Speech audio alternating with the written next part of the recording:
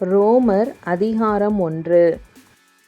இயேசு கிறிஸ்துவின் ஊழியக்காரனும் அப்போஸ்தலனாகும்படி அழைக்கப்பட்டவனும் தேவனுடைய சுவிசேஷத்திற்காக பிரித்தெடுக்கப்பட்டவனும் ஆகிய பவுல், ரோமாபுரியிலுள்ள தேவ பிரியரும் பரிசுத்தவான்களாகும்படி அழைக்கப்பட்டவர்களுமாகிய அனைவருக்கும் எழுதுகிறதாவது: நம்முடைய பிதாவாகிய தேவனாலும் கர்த்தராகிய இயேசு கிறிஸ்துவினாலும் உங்களுக்கு கிருபையும் சமாதானமும் உண்டாவதாக. இயேசு கிறிஸ்துவை குறித்து தேவன் தம்முடைய தீர்க்கதரிசிகள் மூலமாய் பரிசுத்த வேதாகமங்களில் முன்னே தம்முடைய சுவிசேஷத்தை பற்றி வாக்குத்தத்தம் பண்ணினபடி, கர்த்தராகிய இயேசு கிறிஸ்துவானவர் மாம்சத்தின்படி தாவீதின் சந்ததியில் பிறந்தவரும் பரிசுத்தமுள்ள ஆவியின்படி தேவனுடைய சுதன் என்று மரித்தோரிலிருந்து உயிர் தெழுந்ததினாலே பலமாய் ரூபிக்கப்பட்ட தேவகுமாரனுமாயிருக்கிறார். அவர் சகல ஜாதிகளையும் அவர்களுக்குள் இயேசு கிறிஸ்துவினால் அழைக்கப்பட்டவர்களாகிய உங்களையும் தமது நாமத்தின் நிமித்தம் விசுவாசத்துக்கு கீழ்ப்படிய பண்ணும் பொருட்டு எங்களுக்கு கிருபையும் அப்போஸ்தல ஊழியத்தையும் அருளி செய்திருக்கிறார். உங்கள் விசுவாசம் உலகமெங்கும் பிரசித்தமாகிறபடியினாலே முதலாவது நான் உங்கள் எல்லாருக்காகவும் இயேசு கிறிஸ்து மூலமாய் என் தேவனை ஸ்தோத்தரிக்கிறேன். நான் ஜெபம் பண்ணும் போதெல்லாம் இடைவிடாமல் உங்களை நினைத்து கொண்டிருக்கிறதை குறித்து தமது குமாரனுடைய சுவிசேஷத்தினாலே என் ஆவியோடு நான் சேவிக்கிற தேவன் எனக்கு சாட்சியாயிருக்கிறார். நீங்கள் ஸ்திரப்படுவதற்காக ஆவிக்குரிய சில வரங்களை உங்களுக்கு கொடுக்கும்படிக்கும், உங்களிலும் என்னிலும் உள்ள விசுவாசத்தினால் உங்களோடே கூட நானும் ஆறுதலடையும்படிக்கும் உங்களை காண வாஞ்சையாயிருக்கிறபடியினாலே, எவ்விதத்திலாவது நான் உங்களிடத்தில் வருகிறதற்கு தேவனுடைய சித்தத்தினாலே எனக்கு நல்ல பிரயாணம் சீக்கிரத்தில் கிடைக்க வேண்டுமென்று வேண்டிக் கொள்கிறேன். சகோதரரே, புற ஜாதிகளான மற்றவர்களுக்குள்ளே நான் பலனை அடைந்தது போல உங்களுக்குள்ளும் சில பலனை அடையும்படிக்கு உங்களிடத்தில் வர பல முறை யோசனையாயிருந்தேன். ஆயினும் இதுவரைக்கும் எனக்கு தடையுண்டாயிற்று என்று நீங்கள் அறியாதிருக்க எனக்கு மனதில்லை. கிரேக்கருக்கும் மற்ற அந்நியர்களுக்கும் ஞானிகளுக்கும் மூடருக்கும் நான் கடனாளியாயிருக்கிறேன். ஆகையால் ரோமாபுரியில் இருக்கிற உங்களுக்கும் என்னால் இயன்ற மட்டும் சுவிசேஷத்தை பிரசங்கிக்க விரும்புகிறேன். கிறிஸ்துவின் சுவிசேஷத்தை குறித்து நான் வெட்கப்படேன். முன்பு யூதரிலும் பின்பு கிரேக்கரிலும் விசுவாசிக்கிறவன் எவனோ அவனுக்கு இரட்சிப்பு உண்டாவதற்கு அது தேவ பலனாயிருக்கிறது. விசுவாசத்தினாலே நீதிமான் பிழைப்பான் என்று எழுதியிருக்கிறபடி, விசுவாசத்தினால் உண்டாகும் தேவ நீதி விசுவாசத்திற்கென்று அந்த சுவிசேஷத்தினால் வெளிப்படுத்தப்படுகிறது.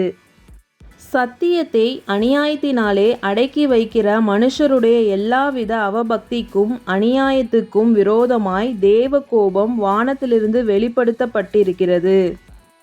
தேவனை குறித்து அறியப்படுவது அவர்களுக்குள்ளே வெளிப்பட்டிருக்கிறது. தேவனே அதை அவர்களுக்கு வெளிப்படுத்தியிருக்கிறார். எப்படி என்றால், காணப்படாதவைகளாகிய அவருடைய நித்திய வல்லமை, தேவத்துவம் என்பவைகள் உண்டாக்கப்பட்டிருக்கிறவைகளினாலே உலகம் உண்டானது முதற்கொண்டு தெளிவாய் காணப்படும். ஆதலால் அவர்கள் போக்கு சொல்ல இடமில்லை. அவர்கள் தேவனை அறிந்தும் அவரை தேவனென்று மகிமைப்படுத்தாமலும் ஸ்தோத்தரியாமலும் இருந்து தங்கள் சிந்தனைகளினாலே வீணரானார்கள். உணர்வில்லாத அவர்களுடைய இருதயம் இருளடைந்தது. அவர்கள் தங்களை ஞானிகள் என்று சொல்லியும் பைத்தியக்காரராகி, அழிவில்லாத தேவனுடைய மகிமையை அழிவுள்ள மனுஷர்கள், பறவைகள், மிருகங்கள், ஊரும் பிராணிகள் ஆகிய இவைகளுடைய ரூபங்களுக்கு ஒப்பாக மாற்றினார்கள். இதன் நிமித்தம் அவர்கள் தங்கள் இருதயத்திலுள்ள இச்சைகளினாலே ஒருவரோடொருவர் தங்கள் சரீரங்களை அவமானப்படுத்தத்தக்கதாக தேவன் அவர்களை அசுத்தத்திற்கு ஒப்பு கொடுத்தார். தேவனுடைய சத்தியத்தை அவர்கள் பொய்யாக மாற்றி சிருஷ்டிகரை தொழுது சேவியாமல் சிருஷ்டியை தொழுது சேவித்தார்கள். அவரே என்றென்றைக்கும் ஸ்தோத்தரிக்கப்பட்டவர். ஆமேன். இதன் நிமித்தம் தேவன் அவர்களை இழிவான இச்சை ரோகங்களுக்கு ஒப்பு கொடுத்தார். அந்தபடியே அவர்களுடைய பெண்கள் ஸ்வாப அனுபோகத்தை ஸ்வாபத்துக்கு விரோதமான அனுபோகமாக மாற்றினார்கள். அப்படியே ஆண்களும் பெண்களை சுபாவப்படி அனுபவியாமல் ஒருவர் மேலொருவர் விரகதாபத்தினாலே பொங்கி ஆணோடே ஆண் அவலட்சணமானதை நடப்பித்து தங்கள் தப்பிதத்திற்கு தகுதியான பலனை தங்களுக்குள் அடைந்தார்கள். தேவனை அறியும் அறிவை பற்றி கொண்டிருக்கிற அவர்களுக்கு மனதில்லாதிருந்தபடியால் தகாதவைகளை செய்யும்படி தேவன் அவர்களை கேடான சிந்தைக்கு ஒப்புக்கொடுத்தார். அவர்கள் சகலவித அநியாயத்தினாலும் வேசித்தனத்தினாலும் துரோகத்தினாலும் பொருளாசையினாலும் குரோதத்தினாலும் நிறையப்பட்டு பொறாமையினாலும் கொலையினாலும் வாக்குவாதத்தினாலும் வஞ்சகத்தினாலும் வன்மத்தினாலும் நிறைந்தவர்களுமாய் புறங்கூறுகிறவர்களுமாய் அவதூறு பண்ணுகிறவர்களுமாய் தேவ பகைஞருமாய் துராகிரதம் பண்ணுகிறவர்களுமாய் அகந்தையுள்ளவர்களுமாய் வீம்புக்காரருமாய் பொல்லாதவைகளை யோசித்து பிணைக்கிறவர்களுமாய் பெற்றாருக்கு கீழ்ப்படியாதவர்களுமாய் உணர்வில்லாதவர்களுமாய் உடன்படிக்கைகளை மீறுகிறவர்களுமாய் சுபாவ அன்பு இல்லாதவர்களுமாய் இணங்காதவர்களுமாய் இரக்கமில்லாதவர்களுமாய் இருக்கிறார்கள். இப்படிப்பட்டவைகளை செய்கிறவர்கள் மரணத்திற்கு பாத்திரராய் இருக்கிறார்கள் என்று தேவன் தீர்மானித்த நீதியான தீர்ப்பை அவர்கள் அறிந்திருந்தும் அவைகளை தாங்களே செய்கிறதும் அல்லாமல் அவைகளை செய்கிற மற்றவர்களிடத்தில் பிரியப்படுகிறவர்களுமாயிருக்கிறார்கள். ரோமர் அதிகாரம் 2. ஆகையால் மற்றவர்களை குற்றவாளியாக தீர்க்கிறவனே, நீ யாரானாலும் சரி, போக்கு சொல்ல உனக்கு இடமில்லை. நீ குற்றமாக தீர்க்கிறவைகள் எவைகளோ அவைகளை நீயே செய்கிறபடியால் நீ மற்றவர்களை குறித்து சொல்லுகிற தீர்ப்பினாலே உன்னைத்தானே குற்றவாளியாக தீர்க்கிறாய். இப்படிப்பட்டவைகளை செய்கிறவர்களுக்கு தேவனுடைய நியாய தீர்ப்பு சத்தியத்தின்படியே இருக்கிறதென்று அறிந்திருக்கிறோம். இப்படிப்பட்டவைகளை செய்கிறவர்களை குற்றவாளிகள் என்று தீர்த்தும் அவைகளையே செய்கிறவனே, நீ தேவனுடைய நியாய தீர்ப்புக்கு தப்பிக்கொள்ளலாம் என்று நினைக்கிறாயோ? அல்லது தேவ தயவு நீ குணப்படும்படி உன்னை ஏவுகிறதென்று அறியாமல் அவருடைய தயவு, பொறுமை, நீடிய சாந்தம் இவைகளின் ஐஸ்வர்யத்தை அசட்டை பண்ணுகிறாயோ?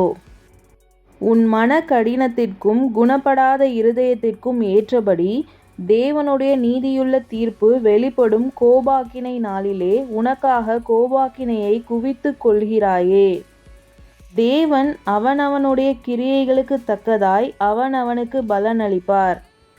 சோர்ந்து போகாமல் நற்கிரியைகளை செய்து மகிமையும் கனத்தையும் அழியாமையும் தேடுகிறவர்களுக்கு நித்திய ஜீவனை அளிப்பார். சண்டைக்காரராயிருந்து சத்தியத்திற்கு கீழ்ப்படியாமல் அநியாயத்திற்கு கீழ்ப்படிந்திருக்கிறவர்களுக்கோ உக்கிர கோபாக்கினை வரும். முன்பு யூதரிலும் பின்பு கிரேக்கரிலும் பொல்லாங்கு செய்கிற எந்த மனுஷ ஆத்துமாவுக்கும் உபத்திரவமும் வியாகுலமும் உண்டாகும். முன்பு யூதரிலும் பின்பு கிரேக்கரிலும் எவன் நன்மை செய்கிறானோ அவனுக்கு மகிமையும் கனமும் சமாதானமும் உண்டாகும். தேவனிடத்தில் பட்சபாதம் இல்லை. எவர்கள் நியாய பிரமாணம் இல்லாமல் பாவம் செய்கிறார்களோ அவர்கள் நியாய பிரமாணம் இல்லாமல் கெட்டு போவார்கள். எவர்கள் நியாய பிரமாணத்திற்குட்பட்டவர்களாய் பாவம் செய்கிறார்களோ அவர்கள் நியாய பிரமாணத்தினாலே ஆக்கினை தீர்ப்படைவார்கள்.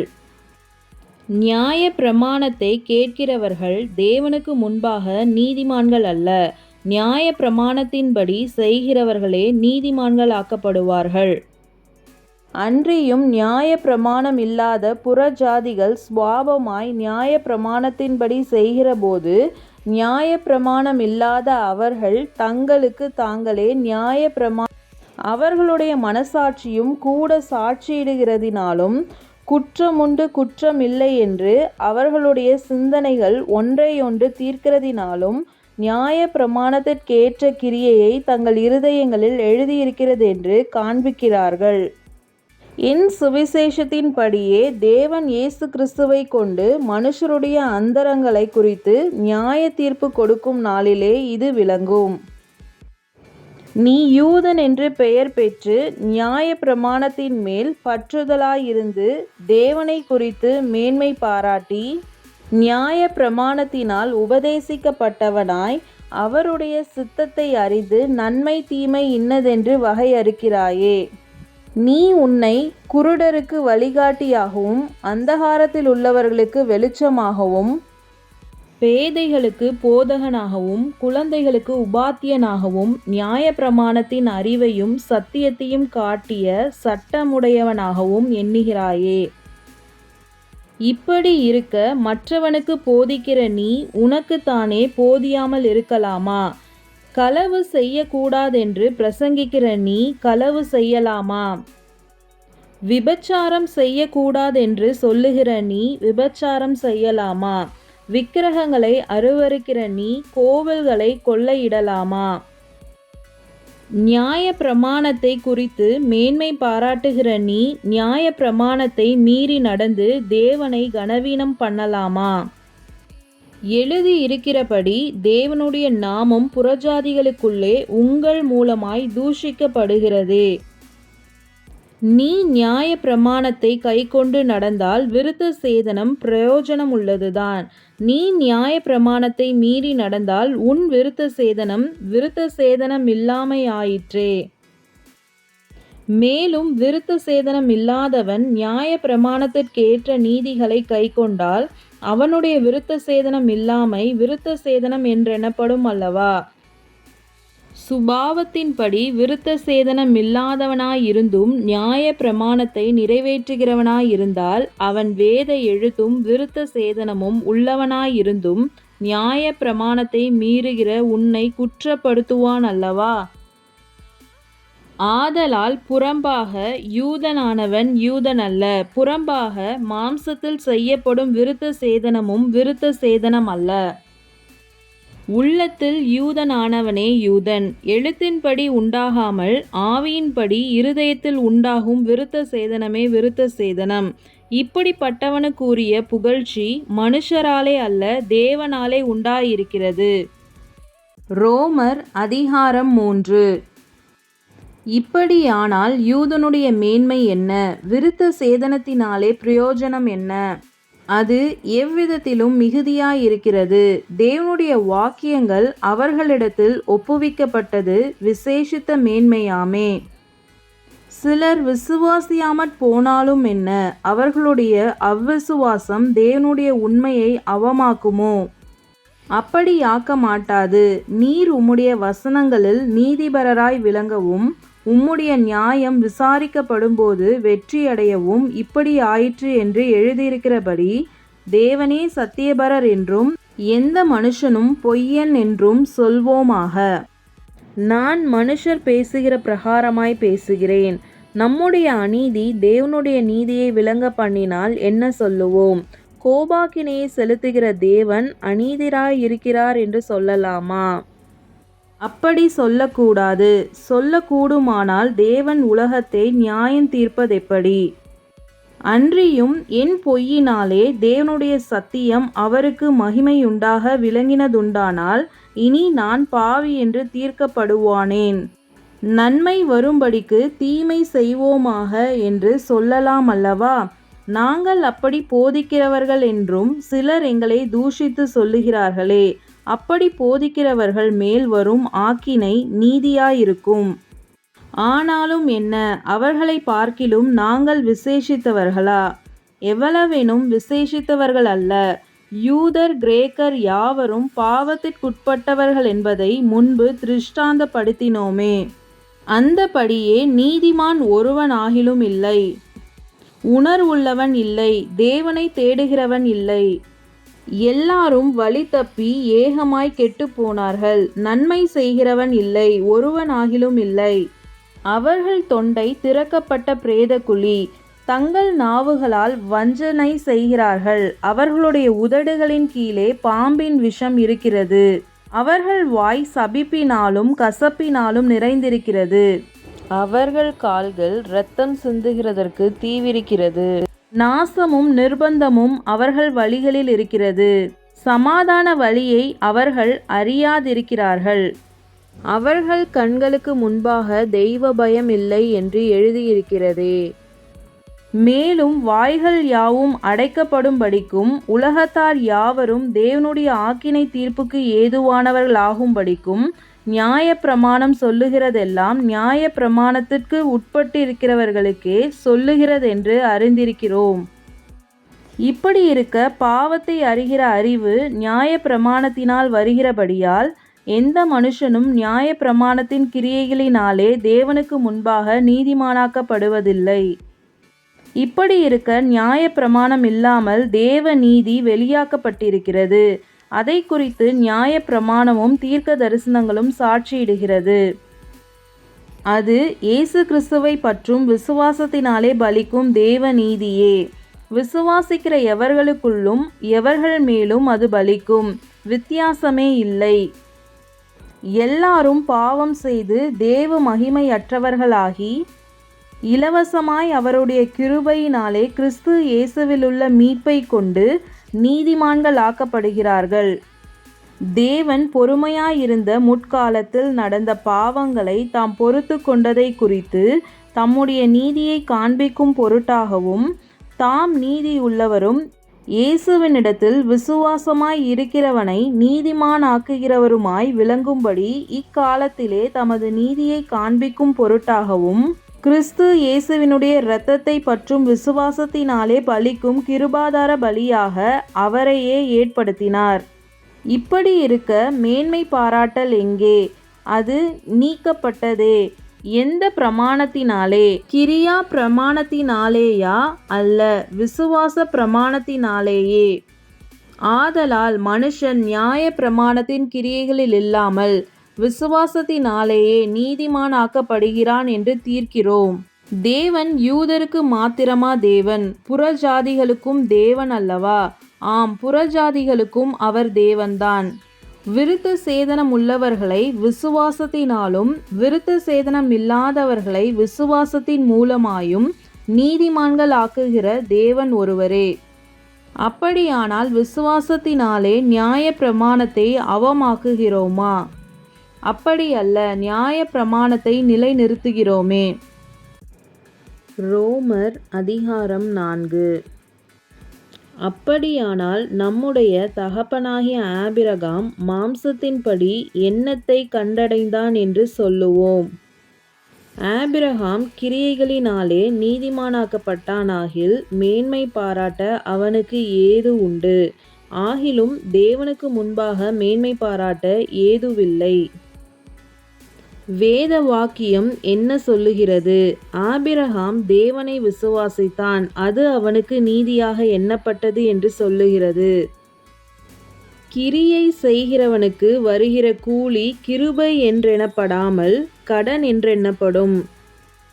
ஒருவன் கிரியை செய்யாமல் பாவியை நீதிமானாக்குகிறவரிடத்தில் விசுவாசம் வைக்கிறவனாயிருந்தால் அவனுடைய விசுவாசமே அவனுக்கு நீதியாக எண்ணப்படும். அந்தபடி கிரியைகள் இல்லாமல் தேவனாலே நீதிமான் எண்ணப்படுகிற மனுஷனுடைய பாக்கியத்தை காண்பிக்கும் பொருட்டு எவர்களுடைய அக்கிரமங்கள் மன்னிக்கப்பட்டதோ எவர்களுடைய பாவங்கள் மூடப்பட்டதோ அவர்கள் பாக்கியவான்கள். எவனுடைய பாவத்தை கர்த்தர் எண்ணாதிருக்கிறாரோ அவன் பாக்கியவான் என்று தாவீது சொல்லியிருக்கிறான். இந்த பாக்கியம் விருத்த சேதனம் உள்ளவனுக்கு மாத்திரம் வருமோ, விருத்த சேதனம் இல்லாதவனுக்கும் வருமோ? ஆபிரகாமுக்கு விசுவாசம் நீதியாக எண்ணப்பட்டது என்று சொல்லுகிறோமே. அது எப்பொழுது அவனுக்கு அப்படி எண்ணப்பட்டது? அவன் விருத்த சேதனம் உள்ளவனாய் இருந்தபோதோ விருத்த சேதனம் இல்லாதவனாய் இருந்தபோதோ?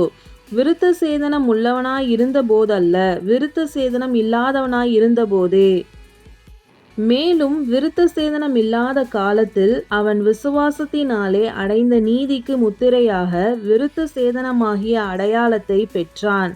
விருத்த சேதனம் இல்லாதவர்களாய் விசுவாசிக்கிற யாவருக்கும் நீதி எண்ணப்படும் பொருட்டாக அவர்களுக்கு அவன் தகப்பனாய் இருக்கும்படிக்கும் விருத்த சேதனத்தை பெற்றவர்களாய் மாத்திரமல்ல, நம்முடைய தகப்பனாகிய ஆபிரகாம் விருத்த சேதனம் இல்லாத காலத்தில் அடைந்த விசுவாசமாகிய அடிச்சுவடுகளில் நடக்கிறவர்களாயும் இருக்கிறவர்களுக்கு தகப்பனாய் இருக்கும்படிக்கும் அந்த அடையாளத்தை பெற்றான். அன்றியும் உலகத்தை சுதந்தரிப்பான் என்கிற வாக்குத்தத்தம் ஆபிரகாமுக்காவது அவன் சந்ததிக்காவது நியாய பிரமாணத்தினால் கிடையாமல் விசுவாசத்தினால் வருகிற நீதியினால் கிடைத்தது. நியாய பிரமாணத்தை சார்ந்தவர்கள் சுதந்திரவாளிகளானால் விசுவாசம் வீணாய் போகும், வாக்குத்தத்தமும் அவமாகும். மேலும் நியாய பிரமாணம் கோபாக்கினையை உண்டாக்குகிறது. நியாய பிரமாணம் இல்லாவிட்டால் மீறுதலும் இல்லை. ஆதலால் சுதந்திரமானது கிருபையினால் உண்டாகிறதாய் இருக்கும்படிக்கு அது விசுவாசத்தினாலே வருகிறது. நியாய பிரமாணத்தை சார்ந்தவர்களாகிய சந்ததியாருக்கு மாத்திரமல்ல, நாம் எல்லாருக்கும் தகப்பனாகிய ஆபிரகாமுடைய விசுவாசத்தை சார்ந்தவர்களான எல்லா சந்ததியாருக்கும் அந்த வாக்குத்தத்தம் நிச்சயமாய் இருக்கும்படிக்கு அப்படி வருகிறது.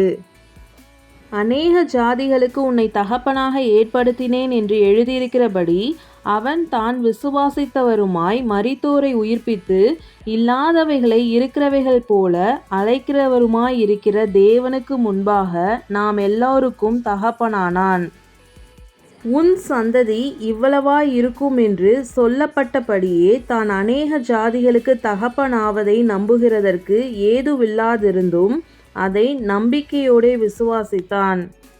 அவன் விசுவாசத்திலே பலவீனமாயிருக்கவில்லை. அவன் ஏறக்குறைய 100 வயதுள்ளவனாய் இருக்கும்போது தன் சரீரம் செத்து போனதையும் சாராளுடைய கர்ப்பம் செத்து போனதையும் எண்ணாதிருந்தான்.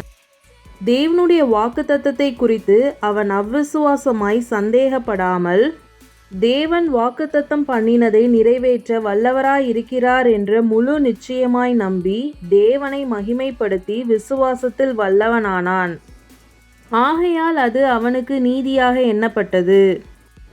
அது அவனுக்கு நீதியாக எண்ணப்பட்டதென்பது அவனுக்காக மாத்திரமல்ல, நமக்காகவும் எழுதப்பட்டிருக்கிறது. நம்முடைய கர்த்தராகிய இயேசுவை மரித்தோரிலிருந்து எழுப்பினவரை விசுவாசிக்கிற நமக்கும் அப்படியே எண்ணப்படும்.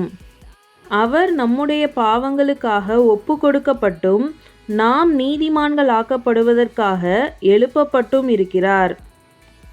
ரோமர் அதிகாரம் 5. இவ்விதமாக நாம் விசுவாசத்தினாலே நீதிமான்களாக்கப்பட்டிருக்கிறபடியால் நம்முடைய கர்த்தராகிய இயேசு கிறிஸ்து மூலமாய் தேவனிடத்தில் சமாதானம் பெற்றிருக்கிறோம்.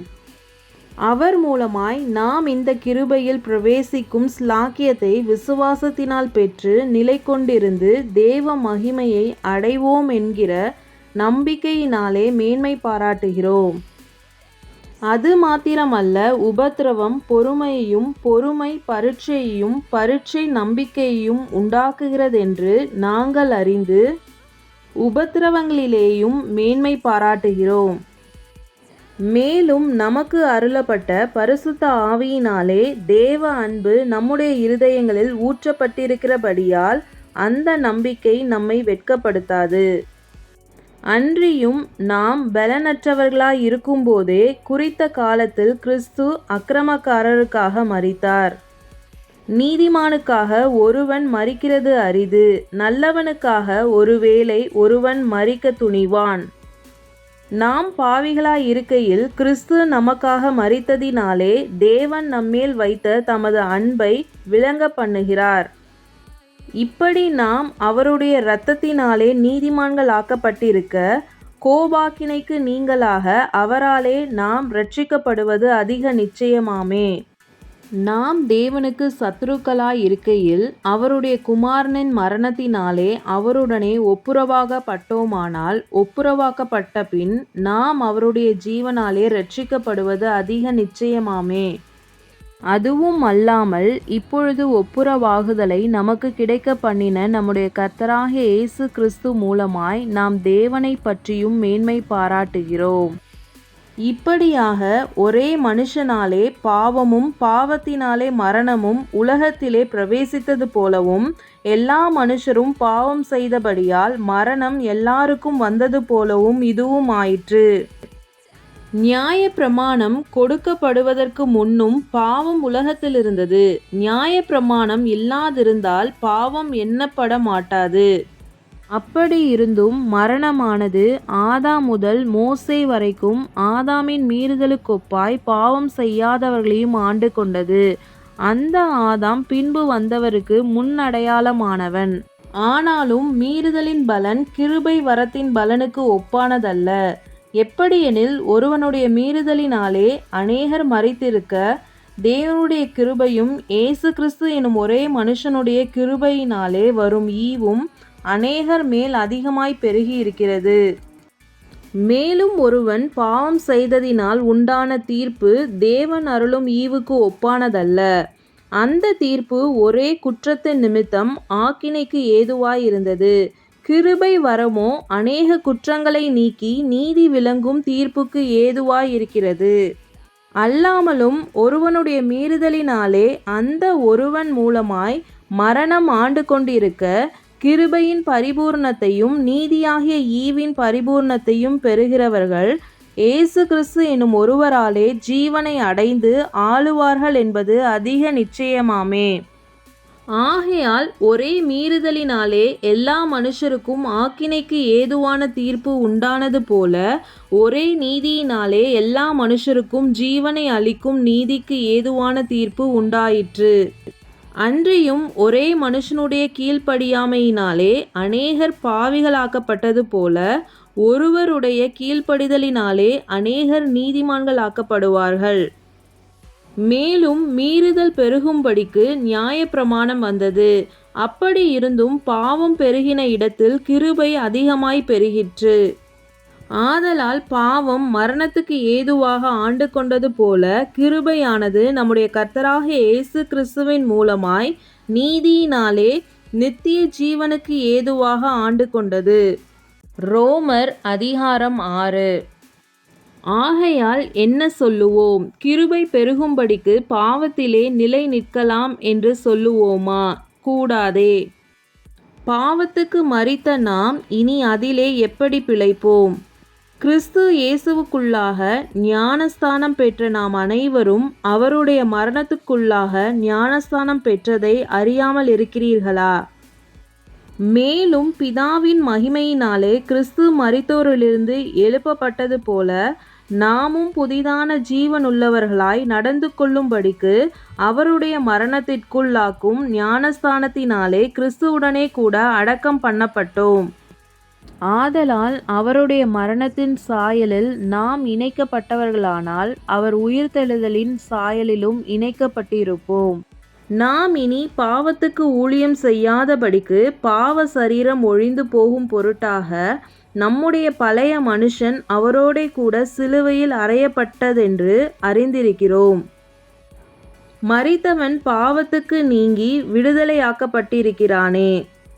ஆகையால் கிறிஸ்துவுடனே கூட நாம் மரித்தோமானால் அவருடனே கூட பிழைத்தும் இருப்போம் என்று நம்புகிறோம். மரித்தோரிலிருந்து எழுந்த கிறிஸ்து இனி மரிப்பதில்லை என்று அறிந்திருக்கிறோம். மரணம் இனி அவரை ஆண்டு கொள்வதில்லை. அவர் மரித்தது பாவத்திற்கென்று ஒரே தரம் மரித்தார். அவர் பிழைத்திருக்கிறது தேவனுக்கென்று பிழைத்திருக்கிறார். அப்படியே நீங்களும் உங்களை பாவத்திற்கு மரித்தவர்களாகவும் நம்முடைய கர்த்தராகிய இயேசு கிறிஸ்துவுக்குள் தேவனுக்கென்று பிழைத்திருக்கிறவர்களாகவும் எண்ணிக்கொள்ளுங்கள். ஆகையால் நீங்கள் சரீர இச்சைகளின்படி பாவத்திற்கு கீழ்ப்படியத்தக்கதாக சாவுக்கேதுவான உங்கள் சரீரத்தில் பாவம் ஆளாதிருப்பதாக. நீங்கள் உங்கள் அவயங்களை அநீதியின் ஆயுதங்களாக பாவத்திற்கு ஒப்புக்கொடாமல் உங்களை மரித்தோரிலிருந்து பிழைத்திருக்கிறவர்களாக தேவனுக்கு ஒப்புக்கொடுத்து உங்கள் அவயங்களை நீதிக்குரிய ஆயுதங்களாக தேவனுக்கு ஒப்புக்கொடுங்கள். நீங்கள் நியாய பிரமாணத்திற்கு கீழ்ப்பட்டிராமல் கிருபைக்கு கீழ்ப்பட்டிருக்கிறபடியால் பாவம் உங்களை மேற்கொள்ள மாட்டாது. இதனால் என்ன? நாம் நியாய பிரமாணத்திற்கு கீழ்ப்பட்டிராமல் கிருபைக்கு கீழ்ப்பட்டிருக்கிறபடியால் பாவம் செய்யலாமா? கூடாதே. மரணத்துக்கு ஏதுவான பாவத்துக்கானாலும் நீதிக்கேதுவான கீழ்ப்படிதலுக்கானாலும் எதற்கு கீழ்ப்படியும்படி உங்களை அடிமைகளாக ஒப்பு கொடுக்கிறீர்களோ அதற்கே கீழ்ப்படுகிற அடிமைகளாயிருக்கிறீர்கள் என்று அறியீர்களா? முன்னே நீங்கள் பாவத்திற்கு அடிமைகளாயிருந்தும் இப்பொழுது உங்களுக்கு ஒப்புவிக்கப்பட்ட உபதேச சட்டத்திற்கு நீங்கள் மனப்பூர்வமாய் கீழ்ப்படிந்ததினாலே தேவனுக்கு ஸ்தோத்திரம். பாவத்தினின்று நீங்கள் விடுதலையாக்கப்பட்டு நீதிக்கு அடிமைகளானீர்கள். உங்கள் மாம்ச பலவீனத்தின் நிமித்தம் மனுஷர் பேசுகிற பிரகாரமாய் பேசுகிறேன். அக்கிரமத்தை நடப்பிக்கும்படி முன்னே நீங்கள் உங்கள் அவயங்களை அசுத்தத்திற்கும் அக்கிரமத்திற்கும் அடிமைகளாக ஒப்பு கொடுத்தது போல இப்பொழுது பரிசுத்தமானதை நடப்பிக்கும்படி உங்கள் அவயங்களை நீதிக்கு அடிமைகளாக ஒப்புக்கொடுங்கள். பாவத்திற்கு நீங்கள் அடிமைகளாய் இருந்த காலத்தில் நீதிக்கு நீங்கினவர்களாய் இருந்தீர்கள். இப்பொழுது உங்களுக்கு வெட்கமாக தோன்றுகிற காரியங்களினாலே அக்காலத்தில் உங்களுக்கு என்ன பலன் கிடைத்தது? அவைகளின் முடிவு மரணமே. இப்பொழுது நீங்கள் பாவத்தினின்று விடுதலையாக்கப்பட்டு தேவனுக்கு அடிமைகள் ஆனதினால் பரிசுத்தமாக்குதல் உங்களுக்கு கிடைக்கும் பலன் முடிவோ நித்திய ஜீவன். பாவத்தின் சம்பளம் மரணம், தேவனுடைய கிருபை வரமோ நம்முடைய கர்த்தராகிய இயேசு கிறிஸ்துவினால் உண்டான நித்திய ஜீவன். ரோமர் அதிகாரம் 7. நியாய பிரமாணத்தை அறிந்திருக்கிறவர்களுடனே பேசுகிறேன். சகோதரரே, ஒரு மனுஷன் உயிரோடு இருக்கும் அளவும் நியாய பிரமாணம் அவனை ஆளுகிறதென்று அறியாமல் இருக்கிறீர்களா? அது எப்படி என்றால், புருஷனையுடைய ஸ்திரீ தன் புருஷன் உயிரோடு இருக்கும் அளவும் நியாய பிரமாணத்தின்படியே அவனுடைய நிபந்தனைக்கு உட்பட்டிருக்கிறாள். புருஷன் மரித்த பின்பு புருஷனை பற்றிய பிரமாணத்தினின்று விடுதலையாயிருக்கிறாள். ஆகையால் புருஷன் உயிரோடு இருக்கையில் அவள் வேறொரு புருஷனை விவாகம் பண்ணினால் விபச்சாரி எனப்படுவாள். புருஷன் மரித்த பின்பு அவள் அந்த பிரமாணத்தினின்று விடுதலையானபடியால் வேறொரு புருஷனை விவாகம் பண்ணினாலும் விபச்சாரி அல்ல. அப்படி போல என் சகோதரரே, நீங்கள் மரித்தோரிலிருந்து எழுந்த கிறிஸ்து எனும் வேறொருவருடையவர்களாகி தேவனுக்கென்று கனி கொடுக்கும்படி கிறிஸ்துவின் சரீரத்தினாலே நியாய பிரமாணத்துக்கு மரித்தவர்களானீர்கள். நாம் மாம்சத்திற்கு உட்பட்டிருந்த காலத்தில் நியாய பிரமாணத்தினாலே தோன்றிய பாவ இச்சைகள் மரணத்திற்கு ஏதுவான கனிகளை கொடுக்கத்தக்கதாக நம்முடைய அவயங்களிலே பலன் செய்தது. இப்பொழுதோ நாம் பழமையான எழுத்தின்படி அல்ல, புதுமையான ஆவியின்படி ஊழியம் செய்யத்தக்கதாக நம்மை கட்டியிருந்த நியாய பிரமாணத்துக்கு நாம் மரித்தவர்களாகி அதினின்று விடுதலையாக்கப்பட்டிருக்கிறோம். ஆகையால் என்ன சொல்லுவோம்? நியாய பிரமாணம் பாவமோ? அல்லவே. பாவம் இன்னதென்று நியாய பிரமாணத்தினால் நான் அறிந்தேனே அன்றி மற்றபடி அறியவில்லை. இச்சையாதிருப்பாயாக என்ற நியாயப்பிரமாணம் சொல்லாதிருந்தால் இச்சை பாவம் என்று நான் அறியாமல் இருப்பேனே. பாவமானது கற்பனையினாலே சமயம் பெற்று சகலவித இச்சைகளையும் என்னில் நடப்பித்தது. நியாயப்பிரமாணம் இல்லாவிட்டால் பாவம் செத்ததாயிருக்குமே. முன்னே நியாயப்பிரமாணம் இல்லாதவனாயிருந்தபோது நான் ஜீவனுள்ளவனாயிருந்தேன். கற்பனை வந்தபோது பாவம் உயிர் கொண்டது, நான் மரித்தவனானேன். இப்படி இருக்க ஜீவனுக்கேதுவான கற்பனையே எனக்கு மரணத்துக்கேதுவாய் இருக்க கண்டேன்.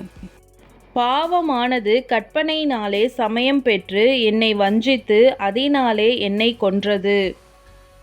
ஆகையால் நியாயப்பிரமாணம் பரிசுத்தமுள்ளதுதான், கற்பனையும் பரிசுத்தமாயும் நீதியாயும் நன்மையாயும் இருக்கிறது.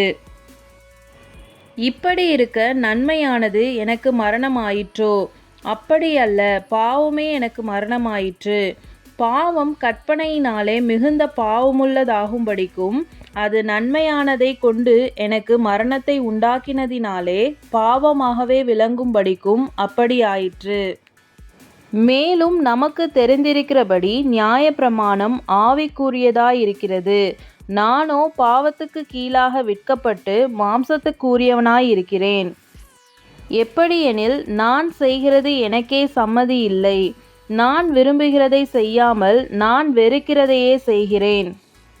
இப்படி நான் விரும்பாததை செய்கிறவனாயிருக்க நியாயப்பிரமாணம் நல்லதென்று ஒத்துக்கொள்கிறேனே. ஆதலால் நான் அல்ல, எனக்குள் வாசமாயிருக்கிற பாவமே அப்படி செய்கிறது.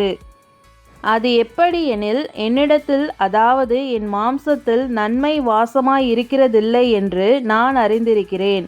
நன்மை செய்ய வேண்டும் என்கிற விருப்பம் என்னிடத்தில் இருக்கிறது, நன்மை செய்வதோ என்னிடத்தில் இல்லை.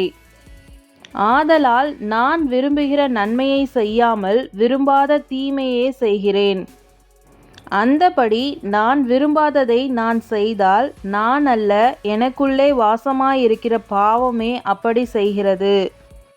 ஆனபடியால் நன்மை செய்ய விரும்புகிற என்னிடத்தில் தீமை உண்டென்கிற ஒரு பிரமாணத்தை காண்கிறேன். உள்ளான மனுஷருக்கேற்றபடி தேவனுடைய நியாய பிரமாணத்தின் மேல் பிரியமாயிருக்கிறேன். ஆகிலும் என் மனதின் பிரமாணத்துக்கு விரோதமாய் போராடுகிற வேறொரு பிரமாணத்தை என் அவயங்களில் இருக்க காண்கிறேன். அது என் அவயங்களில் உண்டாயிருக்கிற பாவ பிரமாணத்துக்கு என்னை சிறையாக்கி கொள்ளுகிறது. நிர்பந்தமான மனுஷன் நான். இந்த மரண சரீரத்தினின்று யார் என்னை விடுதலையாக்குவார்? நம்முடைய கர்த்தராகிய இயேசு கிறிஸ்து மூலமாய் தேவனை ஸ்தோத்தரிக்கிறேன். ஆதலால் நானே என் மனதினாலே தேவனுடைய நியாய பிரமாணத்துக்கும் மாம்சத்தினாலேயோ பாவ பிரமாணத்துக்கும் ஊழியம் செய்கிறேன். ரோமர் அதிகாரம் 8. ஆனபடியால் கிறிஸ்து இயேசுக்குட்பட்டவர்களாயிருந்து மாம்சத்தின்படி நடவாமல் ஆவியின்படியே நடக்கிறவர்களுக்கு ஆக்கினை தீர்ப்பு இல்லை. கிறிஸ்து இயேசுவினாலே ஜீவனுடைய ஆவியின் பிரமாணம் என்னை பாவ மரணம் என்பவைகளின் பிரமாணத்தினின்று விடுதலையாக்கிற்றே.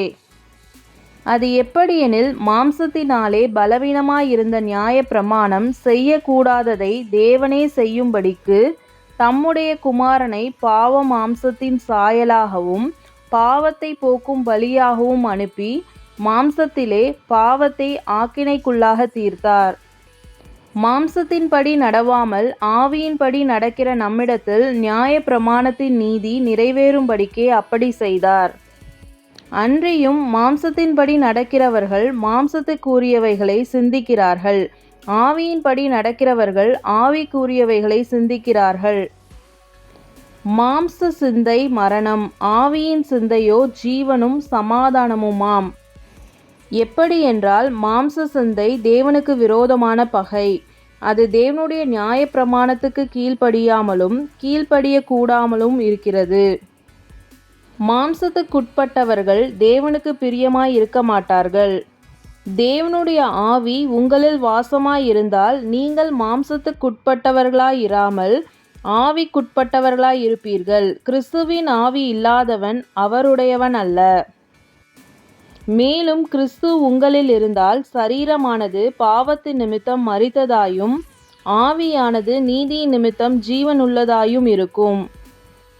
அன்றியும் இயேசுவை மரித்தோரிலிருந்து எழுப்பினவருடைய ஆவி உங்களில் வாசமாயிருந்தால் கிறிஸ்துவை மரித்தோரிலிருந்து எழுப்பினவர் உங்களில் வாசமாயிருக்கிற தம்முடைய ஆவியினாலே சாவுக்கேதுவான உங்கள் சரீரங்களையும் உயிர்ப்பிப்பார்.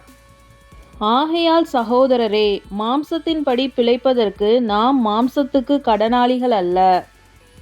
மாம்சத்தின்படி பிழைத்தால் சாவீர்கள், ஆவியினாலே சரீரத்தின் செய்கைகளை அழித்தால் பிழைப்பீர்கள்.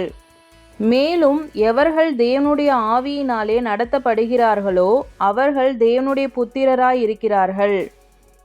அந்தபடி திரும்பவும் பயப்படுகிறதற்கு நீங்கள் அடிமைத்தனத்தின் ஆவியை பெறாமல் அப்பா பிதாவே என்று கூப்பிட பண்ணுகிற புத்திர சுவிகாரத்தின் ஆவியை பெற்றீர்கள். நாம் தேவனுடைய பிள்ளைகளாய் இருக்கிறோம் என்று ஆவியானவர் தாமே நம்முடைய ஆவியுடனே கூட சாட்சி கொடுக்கிறார். நாம் பிள்ளைகளானால் சுதந்தரரும் ஆமே, தேவனுடைய சுதந்தரரும் கிறிஸ்துவுக்கு உடன் சுதந்தரரும் ஆமே. கிறிஸ்துவுடனே கூட நாம் மகிமைப்படும்படிக்கு அவருடனே கூட பாடுபட்டால் அப்படியாகும்.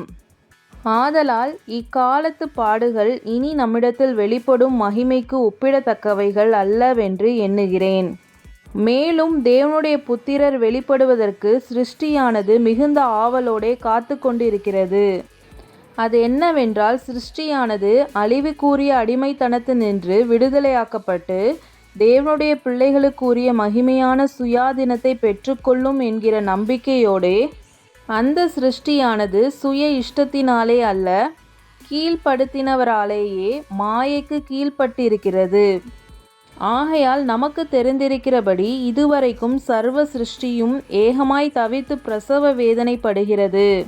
அதுவும் அல்லாமல் ஆவியின் முதற் பலன்களை பெற்ற நாமும் கூட நம்முடைய சரீர மீட்பாகிய புத்திர சுவிகாரம் வருகிறதற்கு காத்திருந்து நமக்குள்ளே தவிக்கிறோம். அந்த நம்பிக்கையினாலே நாம் இரட்சிக்கப்பட்டிருக்கிறோம்.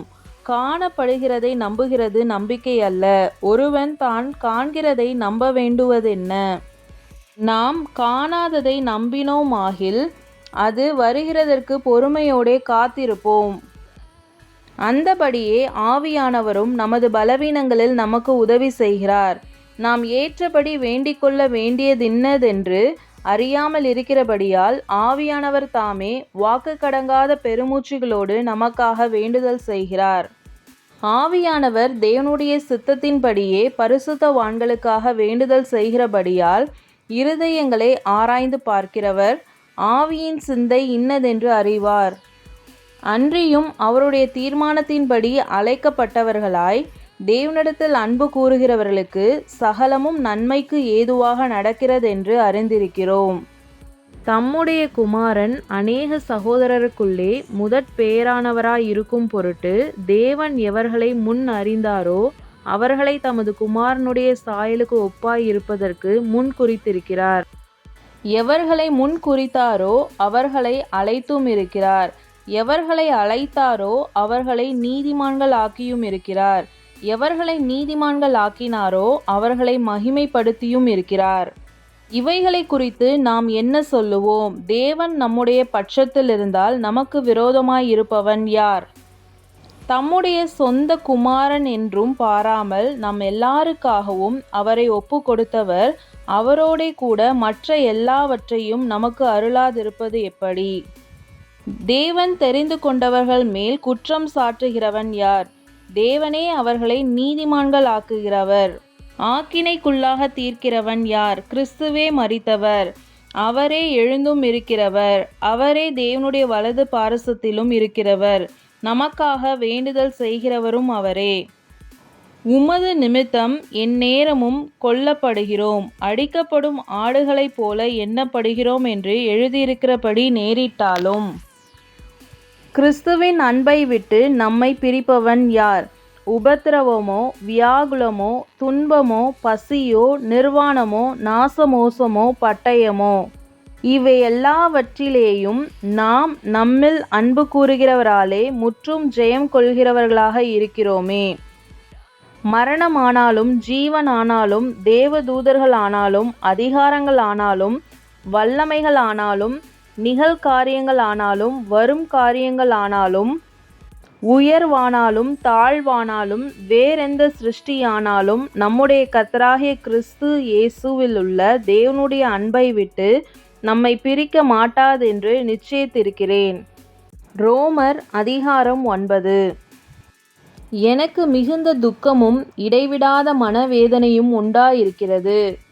நான் சொல்லுகிறது பொய்யல்ல, கிறிஸ்துவுக்குள் உண்மையை சொல்லுகிறேன் என்று பரிசுத்த ஆவிக்குள் என் மனசாட்சியும் எனக்கு சாட்சியாயிருக்கிறது. மாம்சத்தின்படி என் இனத்தாராகிய என் சகோதரருக்கு பதிலாக நானே கிறிஸ்துவை விட்டு சபிக்கப்பட்டவனாக வேண்டும் என்று விரும்புவேனே. அவர்கள் இஸ்ரவேலரே. புத்திர சுவிகாரமும் மகிமையும் உடன்படிக்கைகளும் நியாய பிரமாணமும் தேவ ஆராதனையும் வாக்கு தத்தங்களும் அவர்களுடையவைகளே. பிதாக்கள் அவர்களுடையவர்களே. மாம்சத்தின்படி கிறிஸ்துவும் அவர்களில் பிறந்தாரே. இவர் என்றென்றைக்கும் ஸ்தோத்தரிக்கப்பட்ட சர்வத்திற்கும் மேலான தேவன். ஆமேன். தேவ வசனம் அவமாய் போயிற்றென்று சொல்லக்கூடாது. ஏனென்றால் இஸ்ரவேல் வம்சத்தார் எல்லாரும் இஸ்ரவேலர் அல்லவே. அவர்கள் ஆபிரகாமின் சந்ததியாரானாலும் எல்லாரும் பிள்ளைகள் அல்லவே. ஈசாக்கினிடத்தில் உன் சந்ததி விளங்கும் என்று சொல்லியிருக்கிறதே. அது எப்படி என்றால், மாம்சத்தின்படி பிள்ளைகளானவர்கள் தேவனுடைய பிள்ளைகள் அல்ல, வாக்கு தத்தத்தின்படி பிள்ளைகளானவர்களே அந்த சந்ததி என்றெனப்படுகிறார்கள். அந்த வாக்குத்தத்தமான வார்த்தையாவது, குறித்த காலத்திலே வருவேன், அப்பொழுது சாராள் ஒரு குமாரனை பெறுவாள் என்பதே. இதுவும் அல்லாமல் நம்முடைய பிதாவாகிய ஈசாக்கு என்னும் ஒருவனாலே ரெபேக்காள் கர்ப்பவதியானபோது பிள்ளைகள் இன்னும் பிறவாமலும் நல்வினை தீவினை ஒன்றும் செய்யாமலும் இருக்கையில் தேவனுடைய தெரிந்து கொள்ளுதலின்படி இருக்கிற அவருடைய தீர்மானம் கிரியைகளினாலே நிலை நிற்காமல் அழைக்கிறவராலே நிலை நிற்கும்படிக்கு மூத்தவன் இளையவனுக்கு ஊழியம் செய்வான் என்று அவளுடனே சொல்லப்பட்டது. அப்படியே யாக்கோபை சிநேகித்து ஏசாவை வெறுத்தேன் என்றும் எழுதியிருக்கிறது. ஆகையால் நாம் என்ன சொல்லுவோம்? தேவனிடத்திலே அநீதி உண்டென்று சொல்லலாமா? சொல்லக்கூடாதே. அவர் மோசேயை நோக்கி, எவன்மேல் இரக்கமாயிருக்க சித்தமாயிருப்பேனோ அவன்மேல் இரக்கமாயிருப்பேன், எவன்மேல் உருக்கமாயிருக்க சித்தமாயிருப்பேனோ அவன்மேல் உருக்கமாயிருப்பேன் என்றார். ஆகையால் விரும்புகிறவனாலும் அல்ல, ஓடுகிறவனாலும் அல்ல, இறங்குகிற தேவனாலேயாம்.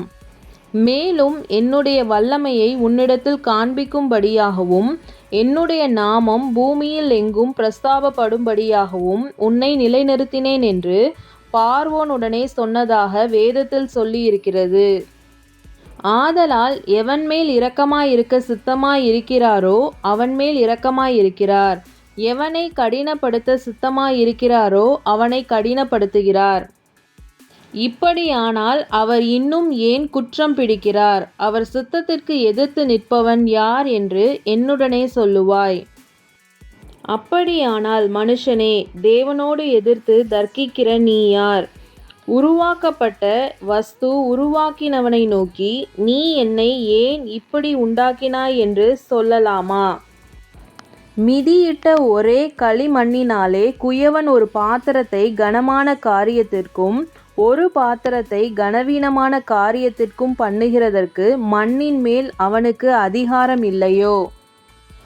தேவன் தமது கோபத்தை காண்பிக்கவும் தமது வல்லமையை தெரிவிக்கவும் தாம் மகிமைக்காக எத்தனமாக்கின கிருபா பாத்திரங்கள் மேல் தம்முடைய மகிமையின் ஐஸ்வர்யத்தை தெரியப்படுத்தவும் சித்தமாய் அழிவுக்கு எத்தனமாக்கப்பட்ட கோபாக்கினை பாத்திரங்கள் மேல் மிகவும் நீடிய சாந்தத்தோடே பொறுமையாயிருந்தாரானால் உனக்கென்ன? அவர் யூதரிலிருந்து மாத்திரமல்ல, புற ஜாதிகளிலும் இருந்து நம்மை அழைத்திருக்கிறாரே. அந்தபடி எனக்கு ஜனங்கள் அல்லாதவர்களை என்னுடைய ஜனங்கள் என்றும் சிநேகிக்கப்படாதிருந்தவளை சிநேகிக்கப்பட்டவள் என்றும் சொல்லி அழைப்பேன். நீங்கள் என்னுடைய ஜனங்கள் அல்லவென்று அவர்களுக்கு சொல்லப்பட்ட இடத்திலே அவர்கள் ஜீவனுள்ள தேவனுடைய பிள்ளைகள் எனப்படுவார்கள் என்று ஓசியாவின் தீர்க்க தரிசனத்தில் சொல்லியிருக்கிறது.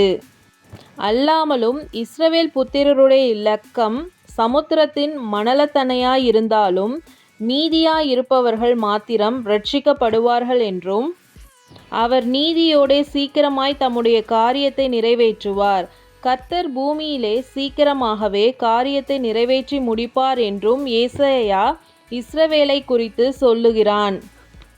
அல்லாமலும் ஏசாயா முன்னே சொன்னபடி சேனைகளின் கர்த்தர் நமக்குள்ளே ஒரு சந்ததியை மீதியாக வைக்காதிருந்தாரானால் நாம் சோதோமை போலாகி கோமராவுக்கு ஒத்திருப்போம். இப்படி இருக்க நாம் என்ன சொல்லுவோம்? நீதியை தேடாத புறஜாதியார் நீதியை அடைந்தார்கள், அது விசுவாசத்தினாலாகும் நீதியே. நீதி பிரமாணத்தை தேடின இஸ்ரவேலரோ நீதி பிரமாணத்தை அடையவில்லை. எண்ணத்தினாலே என்றால் அவர்கள் விசுவாசத்தினாலே அதை தேடாமல் நியாய பிரமாணத்தின் கிரியைகளினாலே தேடினபடியால் அதை அடையவில்லை. இடறுதற்கான கல்லில் இடறினார்கள். இதோ இடறுதற்கான கல்லையும் தவறுதற்கான கன்மலையையும் சீயோனில் வைக்கிறேன், அவரிடத்தில் விசுவாசமாய் இருப்பவன் எவனோ அவன் வெட்கப்படுவதில்லை என்று எழுதியிருக்கிறபடி ஆயிற்று. ரோமர் அதிகாரம் 10. சகோதரரே, இஸ்ரவேலர் இரட்சிக்கப்பட வேண்டும் என்பதே என் இருதயத்தின் விருப்பமும் நான் தேவனை நோக்கி செய்யும் விண்ணப்பமுமாயிருக்கிறது. தேவனை பற்றி அவர்களுக்கு வைராக்கியம் உண்டென்று அவர்களை குறித்து சாட்சி சொல்லுகிறேன். ஆகிலும் அது அறிவுக்கேற்ற வைராக்கியம் அல்ல. எப்படி என்றால் அவர்கள் தேவ நீதியை அறியாமல் தங்கள் சுய நீதியை நிலைநிறுத்த தேடுகிறபடியால் தேவ நீதிக்கு கீழ்ப்படியாதிருக்கிறார்கள். விசுவாசிக்கிற எவனுக்கும் நீதி உண்டாகும்படியாக கிறிஸ்து நியாய பிரமாணத்தின் முடிவாயிருக்கிறார். மோசே நியாய பிரமாணத்தினாலாகும் நீதியை குறித்து இவைகளை செய்கிற மனுஷன் இவைகளால் பிழைப்பான் என்று எழுதியிருக்கிறான். விசுவாசத்தினாலாகும் நீதியானது கிறிஸ்துவை இறங்கி வர பண்ணும்படி பரலோகத்துக்கு ஏறுகிறவன் யார்?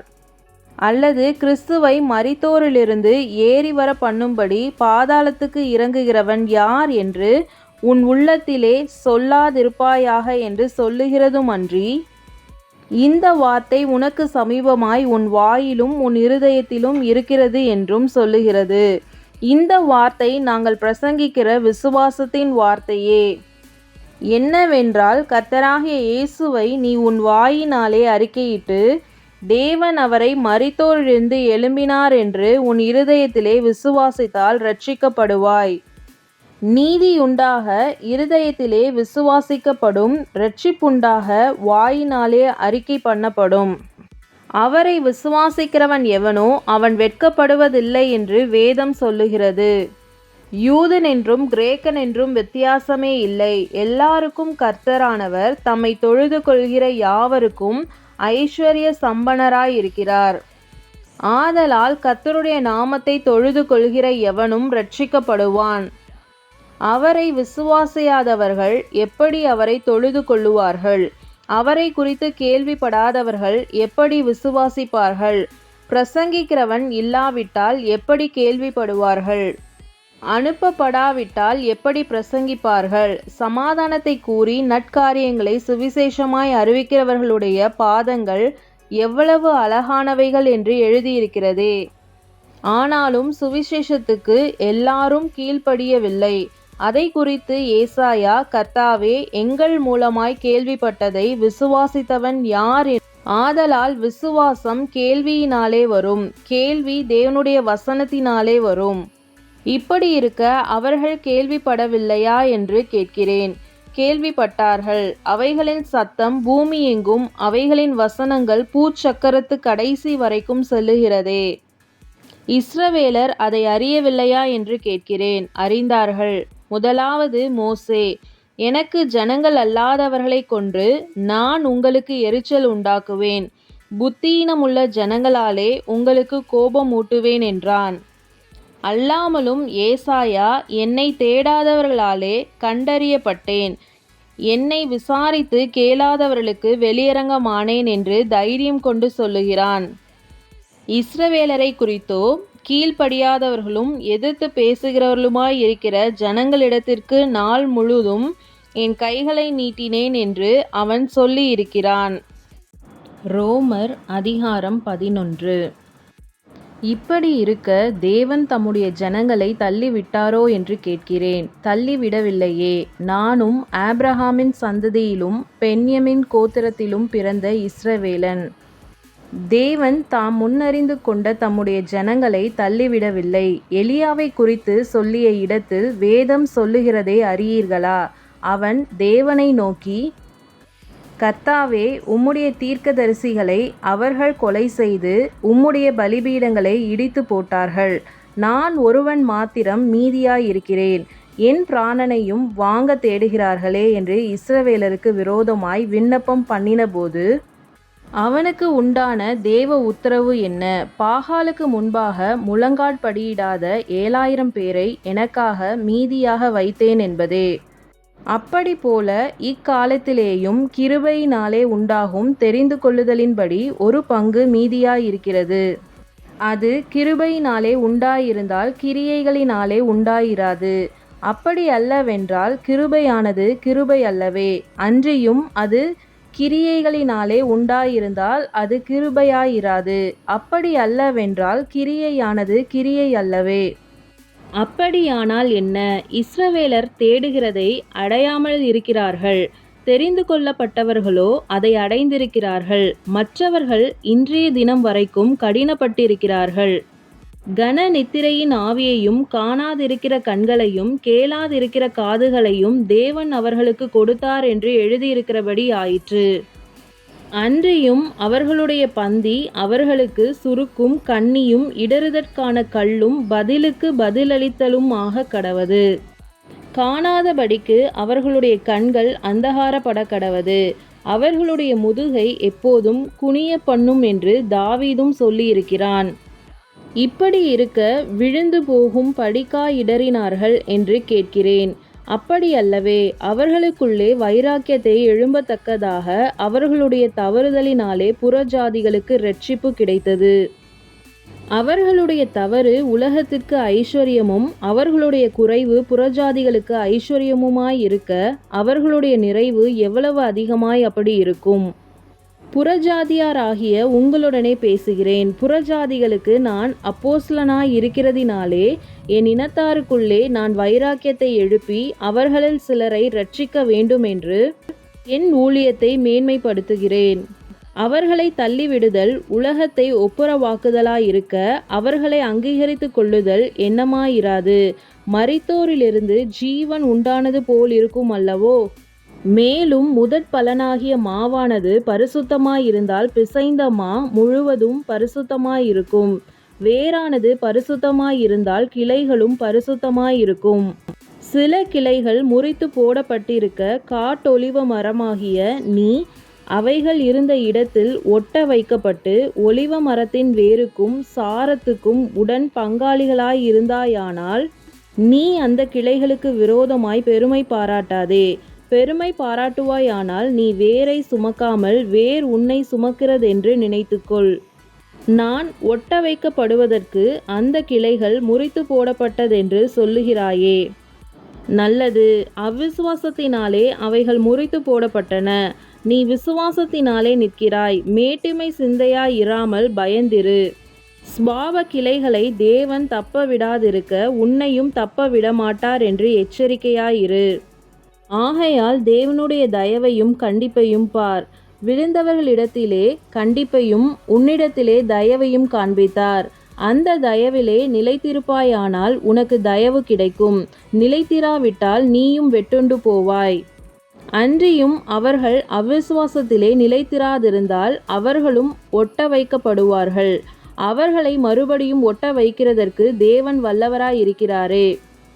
சுபாவத்தின்படி காட்டொலிவ மரத்திலிருந்து நீ வெட்டப்பட்டு ஸ்பாவத்திற்கு விரோதமாய் நல்ல ஒலிவ மரத்திலே ஒட்ட வைக்கப்பட்டிருந்தால் ஸ்பாவ கிளைகளாகிய அவர்கள் தங்கள் சுய ஒலிவ மரத்திலே ஒட்ட வைக்கப்படுவது அதிக நிச்சயமல்லவா?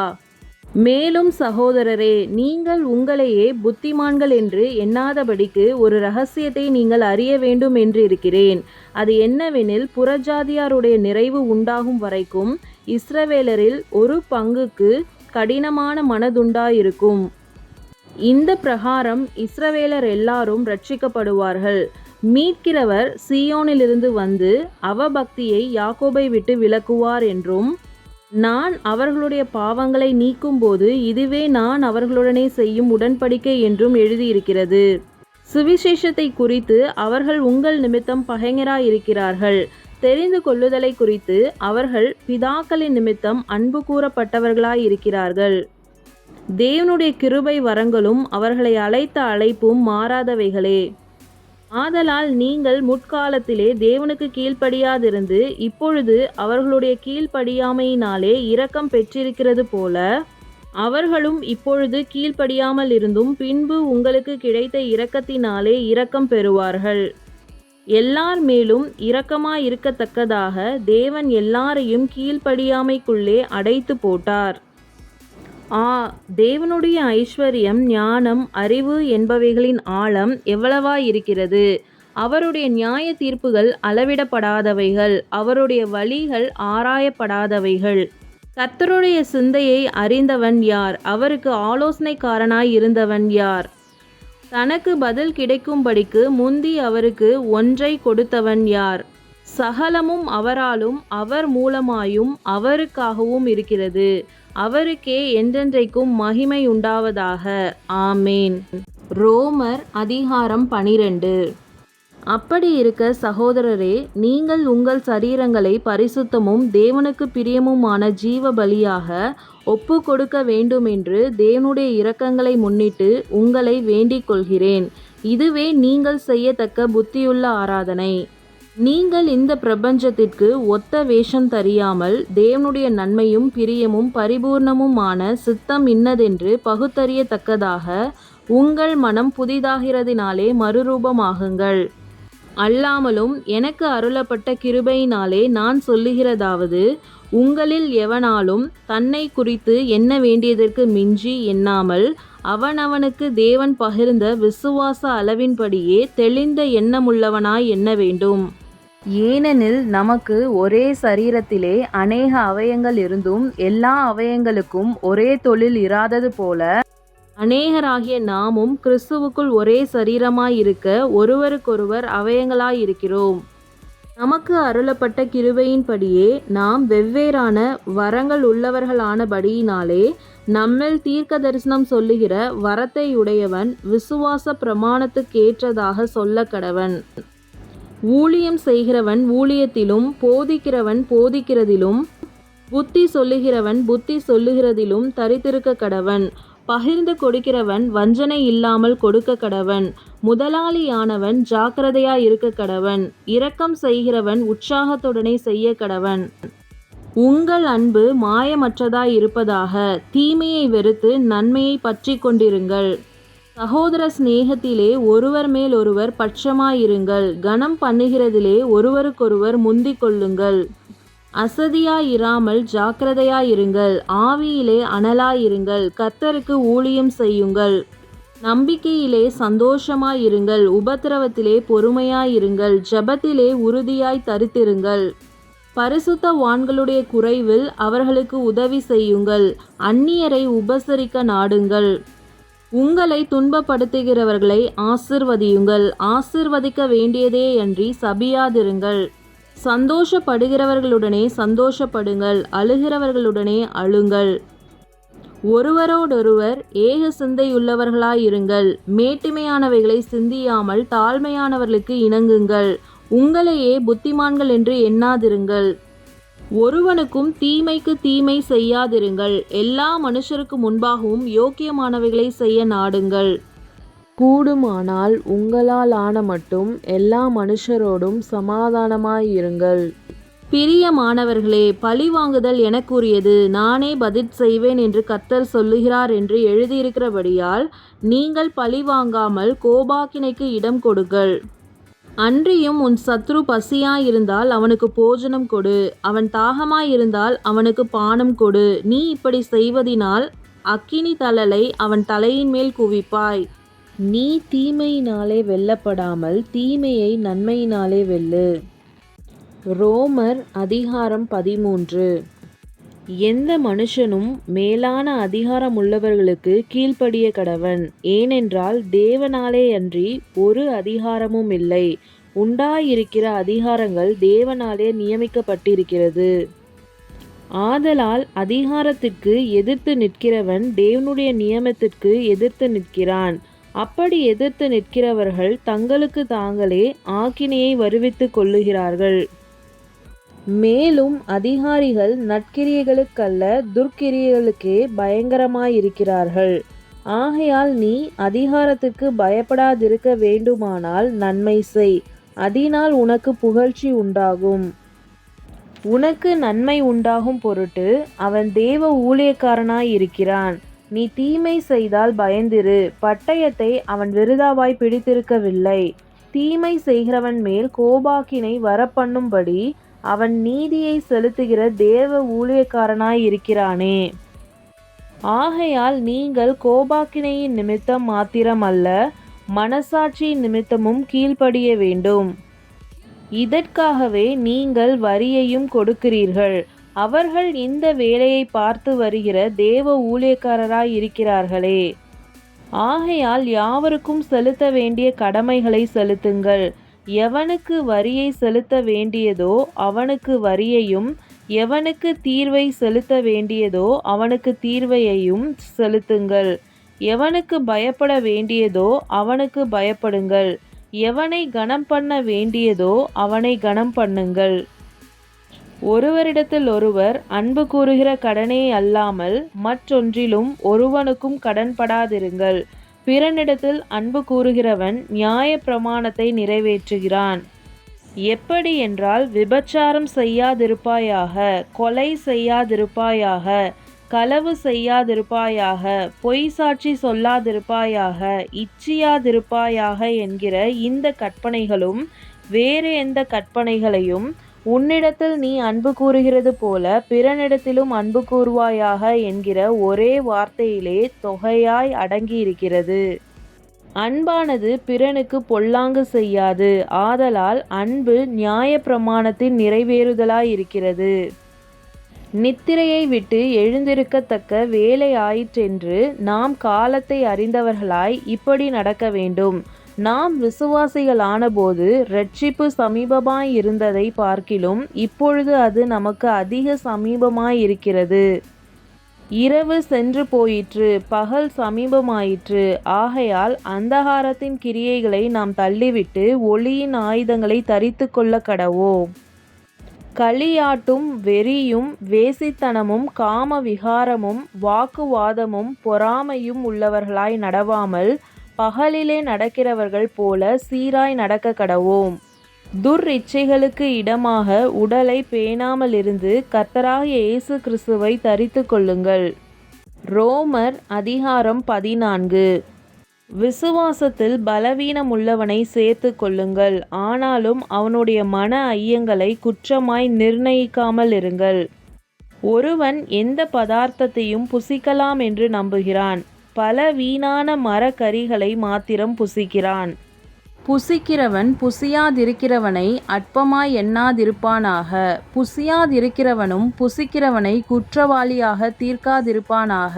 தேவன் அவனை ஏற்றுக்கொண்டாரே. மற்றொருவனுடைய வேலைக்காரனை குற்றவாளியாக தீர்க்கிறதற்கு நீ யார்? அவன் நின்றாலும் விழுந்தாலும் அவனுடைய எஜமானுக்கே அவன் உத்தரவாதி. அவன் நிலைநிறுத்தப்படுவான். தேவன் அவனை நிலைநிறுத்த வல்லவராயிருக்கிறாரே. அன்றியும் ஒருவன் ஒரு நாளை மற்றொரு நாளிலும் விசேஷமாக எண்ணுகிறான். வேறொருவன் எல்லா நாட்களையும் சரியாக எண்ணுகிறான். அவன் தன் தன் மனதிலே முழு நிச்சயத்தை உடையவனாயிருக்க கடவன். நாட்களை விசேஷித்து கொள்கிறவன் கர்த்தருக்கென்று விசேஷித்து கொள்கிறான். நாட்களை விசேஷித்து கொள்ளாதவனும் கர்த்தருக்கென்று விசேஷித்து கொள்ளாதிருக்கிறான். புசிக்கிறவன் தேவனுக்கு ஸ்தோத்திரம் செலுத்துகிறபடியால் கர்த்தருக்கென்று புசிக்கிறான். புசியாதிருக்கிறவனும் கர்த்தருக்கென்று புசியாதிருந்து தேவனுக்கு ஸ்தோத்திரம் செலுத்துகிறான். நம்மில் ஒருவனும் தனக்கென்று பிழைக்கிறதும் இல்லை, ஒருவனும் தனக்கென்று மரிக்கிறதும் இல்லை. நாம் பிழைத்தாலும் கர்த்தருக்கென்று பிழைக்கிறோம், நாம் மரித்தாலும் கர்த்தருக்கென்று மரிக்கிறோம். ஆகையால் பிழைத்தாலும் மரித்தாலும் நாம் கர்த்தருடையவர்களாயிருக்கிறோம். கிறிஸ்துவும் மரித்தோர் மேலும் ஜீவனுள்ளோர் மேலும் ஆண்டவராய் இருக்கும் பொருட்டு மரித்தும் எழுந்தும் பிழைத்தும் இருக்கிறார். இப்படி இருக்க நீ உன் சகோதரனை குற்றவாளி என்று தீர்க்கிறதென்ன? நீ உன் சகோதரனை அற்பமாய் எண்ணுகிறதென்ன? நாம் எல்லாரும் கிறிஸ்துவினுடைய நியாயஸ்தானத்திற்கு முன்பாக நிற்போமே. அந்தபடி முழங்கால் யாவும் எனக்கு முன்பாக முடங்கும், நாவு யாவும் தேவனை அறிக்கை பண்ணும் என்று என் ஜீவனை கொண்டு உரைக்கிறேன் என்பதாய் கர்த்தர் சொல்லுகிறார் என்று எழுதியிருக்கிறது.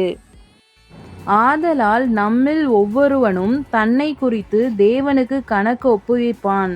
இப்படி இருக்க நாம் இனிமேல் ஒருவரையொருவர் குற்றவாளிகள் என்று தீர்க்காதிருப்போமாக. ஒருவனும் தன் சகோதரனுக்கு முன்பாக தடுக்கல்லையும் இடரலையும் போடலாகாதென்றே தீர்மானித்து கொள்ளுங்கள். ஒரு பொருளும் தன்னிலே தீட்டுள்ளதல்லவென்று கர்த்தராகிய இயேசுவுக்குள் அறிந்து நிச்சயித்திருக்கிறேன்.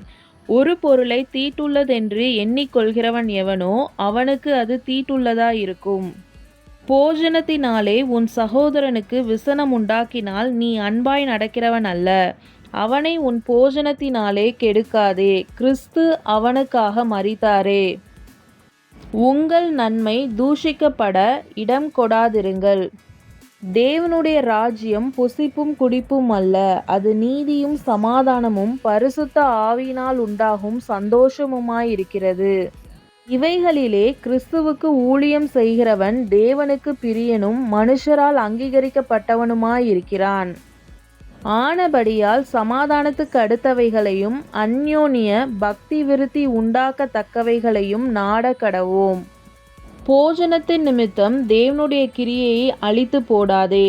எந்த பதார்த்தமும் சுத்தமுள்ளதுதான், ஆனாலும் இடறுதல் உண்டாக புசிக்கிறவனுக்கு அது தீமையாயிருக்கும். மாம்சம் புசிக்கிறதும் மதுபானம் பண்ணுகிறதும் மற்றெதையாகிலும் செய்கிறதும் உன் சகோதரன் இடறுகிறதற்காவது தவறுகிறதற்காவது பலவீனப்படுகிறதற்காவது ஏதுவாயிருந்தால் அவைகளில் ஒன்றையும் செய்யாமல் இருப்பதே நன்மையாயிருக்கும்.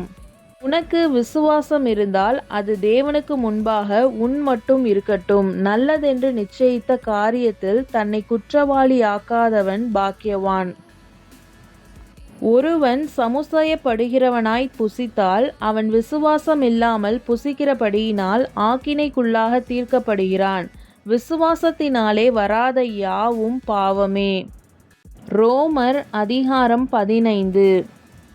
அன்றியும் பலமுள்ளவர்களாகிய நாம் நமக்கே பிரியமாய் நடவாமல் பலவீனருடைய பலவீனங்களை தாங்க வேண்டும்.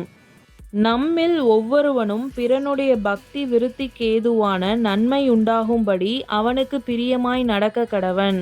கிறிஸ்துவும் தமக்கே பிரியமாய் நடவாமல் உம்மை நிந்திக்கிறவர்களுடைய நிந்தைகள் என்மேல் விழுந்தது என்று எழுதியிருக்கிறபடியே நடந்தார். தேவ வசனத்தினால் உண்டாகும் பொறுமையினாலும் ஆறுதலினாலும் நாம் நம்பிக்கையுள்ளவர்களாகும்படிக்கு முன்பு எழுதியிருக்கிறவைகள் எல்லாம் நமக்கு போதனையாக எழுதியிருக்கிறது. நீங்கள் ஒருமனப்பட்டு நம்முடைய கர்த்தராகிய இயேசு கிறிஸ்துவின் பிதாவாகிய தேவனை ஒரே வாயினால் மகிமைப்படுத்தும்படிக்கு பொறுமையையும் ஆறுதலையும் அளிக்கும் தேவன் கிறிஸ்து இயேசுவினுடைய மாதிரியின்படியே நீங்கள் ஏக சிந்தையுள்ளவர்களாய் இருக்கும்படி உங்களுக்கு அனுக்கிரகம் செய்வாராக. ஆதலால் தேவனுக்கு மகிமையுண்டாக கிறிஸ்து நம்மை ஏற்றுக்கொண்டது போல நீங்களும் ஒருவரையொருவர் ஏற்றுக்கொள்ளுங்கள். மேலும் பிதாக்களுக்கு பண்ணப்பட்ட வாக்குத்தத்தங்களை உறுதியாக்கும்படிக்கு தேவனுடைய சத்தியத்தின் நிமித்தம் இயேசு கிறிஸ்து விருத்த சேதனம் உள்ளவர்களுக்கு ஊழியக்காரர் ஆனார் என்றும் புறஜாதியாரும் இரக்கம் பெற்றது நிமித்தம் தேவனை மகிமைப்படுத்துகிறார்கள் என்றும் சொல்லுகிறேன். அந்தபடி இது நிமித்தம் நான் புறஜாதிகளுக்குள்ளே உம்மை அறிக்கை பண்ணி உம்முடைய நாமத்தை சொல்லி சங்கீதம் பாடுவேன் என்று எழுதியிருக்கிறது. மேலும் புறஜாதிகளே அவருடைய ஜனங்களோடே கூட களி கூறுங்கள் என்கிறார். மேலும் புறஜாதிகளே எல்லாரும் கர்த்தரை துதியுங்கள், ஜனங்களே எல்லாரும் அவரை புகழுங்கள் என்றும் சொல்லுகிறார். மேலும் ஈசாயின் வேரும் புறஜாதியாரை ஆளும்படிக்கு எழும்புகிறவரும் ஆகிய ஒருவர் தோன்றுவார். அவரிடத்தில் புறஜாதியார் நம்பிக்கை வைப்பார்கள் என்று ஏசாயா சொல்லுகிறான். பரிசுத்த ஆவியின் பலத்தினாலே உங்களுக்கு நம்பிக்கை பெருகும்படிக்கு நம்பிக்கையின் தேவன் விசுவாசத்தினால் உண்டாகும் எல்லாவித சந்தோஷத்தினாலும் சமாதானத்தினாலும் உங்களை நிரப்புவாராக. என் சகோதரரே, நீங்கள் நற்குணத்தினால் நிறைந்தவர்களும் சகல அறிவினாலும் நிரப்பப்பட்டவர்களும் ஒருவருக்கொருவர் புத்தி சொல்ல வல்லவர்களுமாய் இருக்கிறீர்கள் என்று நானும் உங்களை குறித்து நிச்சயித்திருக்கிறேன். அப்படி இருந்தும் சகோதரரே, புறஜாதியராகிய பலி பரிசுத்த ஆவியினாலே பரிசுத்தமாக்கப்பட்டு தேவனுக்கு பிரியமான பலியாகும்படிக்கு நான் தேவனுடைய சுவிசேஷ ஊழியத்தை நடத்தும் ஆசாரியனாயிருந்து புறஜாதிகளுக்கு இயேசு கிறிஸ்துவினுடைய ஊழியக்காரனாகும் பொருட்டு தேவன் எனக்கு அளித்த கிருபையினாலே உங்களுக்கு ஞாபகப்படுத்தும்படிக்கு இவைகளை நான் அதிக தைரியமாய் எழுதினேன். ஆதலால் நான் தேவனுக்குரியவைகளை குறித்து இயேசு கிறிஸ்துவை கொண்டு மேன்மை பாராட்ட எனக்கு இடமுண்டு. புறஜாதியாரை வார்த்தையினாலும் செய்கையினாலும் கீழ்ப்படிய பண்ணும்படிக்கு அற்புத அடையாளங்களின் பலத்தினாலும் தேவ ஆவியின் பலத்தினாலும் கிறிஸ்துவானவர் என்னை கொண்டு நடப்பித்தவைகளை சொல்வதும் அல்லாமல் வேறொன்றையும் சொல்ல நான் துணிவதில்லை.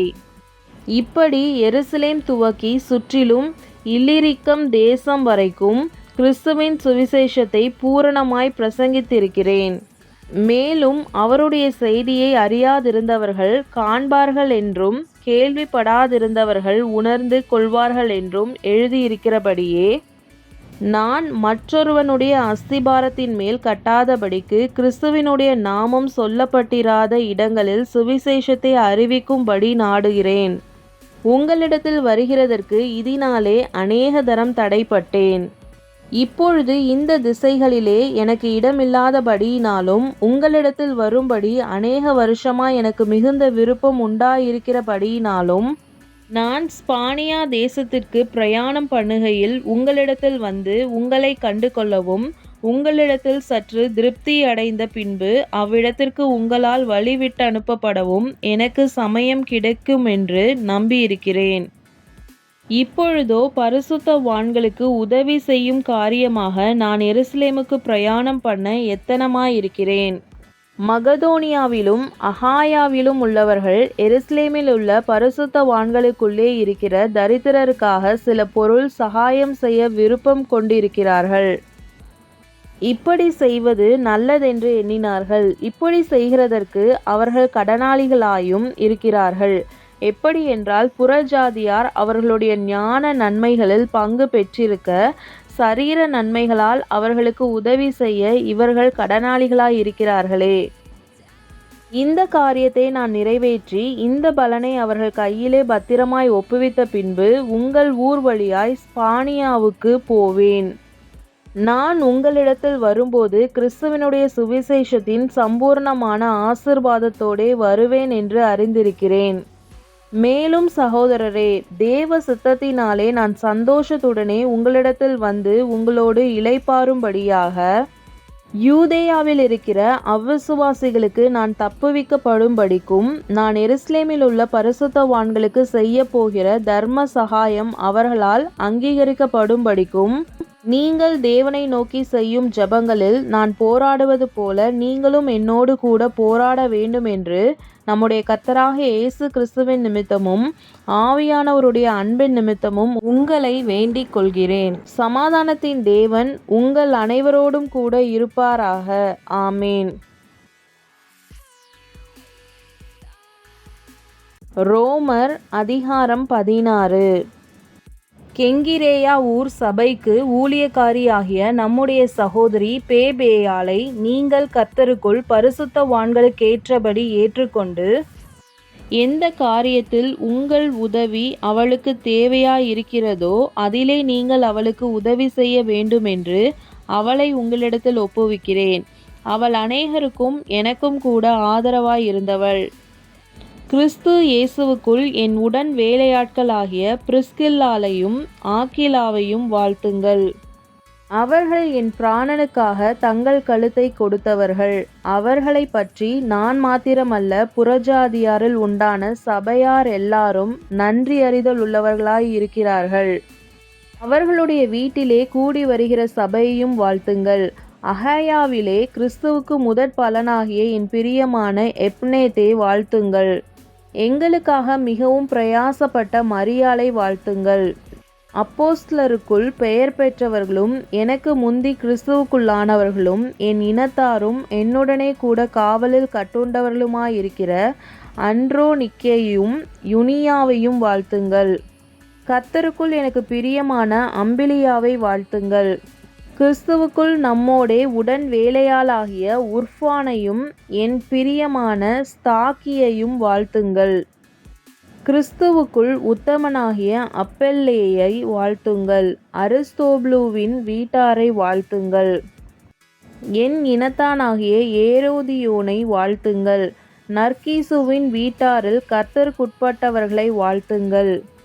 கர்த்தருக்குள் பிரயாசப்படுகிற திரிபேனாலையும் திரிபோசாலையும் வாழ்த்துங்கள். கர்த்தருக்குள் மிகவும் பிரயாசப்பட்ட பிரியமான பெர்சியாளை வாழ்த்துங்கள். கர்த்தருக்குள் தெரிந்து கொள்ளப்பட்ட ரூபையும் எனக்கும் தாயாகிய அவனுடைய தாயையும் வாழ்த்துங்கள். அசிங்கிரித்துவையும் பிலேகோனையும் எர்மாவையும் பத்திரொபாவையும் எர்மேயையும் அவர்களோடு இருக்கிற சகோதரரையும் வாழ்த்துங்கள். பிலோலோகையும் யூலியாளையும் நேரையையும் அவனுடைய சகோதரியையும் ஒலிம்பாவையும் அவர்களோடு இருக்கிற பரிசுத்தவான்கள் எல்லாரையும் வாழ்த்துங்கள். ஒருவரையொருவர் பரிசுத்த முத்தத்தோடு வாழ்த்துங்கள். கிறிஸ்துவின் சபையார் உங்களை வாழ்த்துகிறார்கள். அன்றியும் சகோதரரே, நீங்கள் கற்றுக்கொண்ட உபதேசத்துக்கு விரோதமாய் பிரிவினைகளையும் இடறல்களையும் உண்டாக்குகிறவர்களை குறித்து எச்சரிக்கையாயிருந்து அவர்களை விட்டு விலக வேண்டும் என்று உங்களுக்கு புத்தி சொல்லுகிறேன். அப்படிப்பட்டவர்கள் நம்முடைய கர்த்தராகிய இயேசு கிறிஸ்துவுக்கு ஊழியம் செய்யாமல் தங்கள் வயிற்றுக்கே ஊழியம் செய்து நயவசனிப்பினாலும் இச்சக பேச்சினாலும் கபடில்லாதவர்களுடைய இருதயங்களை வஞ்சிக்கிறவர்களாயிருக்கிறார்கள். உங்கள் கீழ்ப்படிதல் யாவருக்கும் தெரிய வந்திருக்கிறது. ஆகையால் உங்களை குறித்து சந்தோஷப்படுகிறேன். ஆனாலும் நீங்கள் நன்மைக்கு ஞானிகளும் தீமைக்கு பேதைகளுமாய் இருக்க வேண்டும் என்று விரும்புகிறேன். சமாதானத்தின் தேவன் சீக்கிரமாய் சாத்தானை உங்கள் கால்களின் கீழே நசுக்கி போடுவார். நம்முடைய கர்த்தராகிய இயேசு கிறிஸ்துவினுடைய கிருபை உங்களுடனே கூட இருப்பதாக. ஆமேன். என் உடன் வேலையாளாகிய தீமோத்தேயும் என் இனத்தாராகிய லூகியும் யாசோனும் சொசிபத்தரும் உங்களை வாழ்த்துகிறார்கள். இந்த நிருபத்தை எழுதின தெர்த்தியுவாகிய நான் கர்த்தருக்குள் உங்களை வாழ்த்துகிறேன். என்னையும் சபை அனைத்தையும் உபசரித்து வருகிற காயு உங்களை வாழ்த்துகிறான். பட்டணத்து உக்கிரனக்காரனாகிய ஏரெஸ்துவும் சகோதரனாகிய குவர்த்தும் உங்களை வாழ்த்துகிறார்கள். நம்முடைய கர்த்தராகிய இயேசு கிறிஸ்துவினுடைய கிருபை உங்கள் அனைவரோடும் கூட இருப்பதாக. ஆமேன். ஆதி காலம் முதல் அடக்கமாயிருந்து இப்பொழுது தீர்க்க தரிசன ஆகமங்களினாலே அநாதி தேவனுடைய கட்டளையின்படி வெளியரங்கமாக்கப்பட்டதும் சகல ஜாதிகளும் விசுவாசத்திற்கு கீழ்ப்படியும்படிக்கு அவர்களுக்கு அறிவிக்கப்பட்டதுமாயிருக்கிற இரகசியத்தை வெளிப்படுத்துகிறதான இயேசு கிறிஸ்துவை பற்றிய பிரசங்கமாகிய என் சுவிசேஷத்தின்படியே உங்களை ஸ்திரப்படுத்த வல்லவரும் தாம் ஒருவரே ஞானமுள்ளவருமாயிருக்கிற தேவனுக்கு இயேசு கிறிஸ்துவின் மூலமாய் என்றென்றைக்கும் மகிமை உண்டாவதாக. ஆமேன்.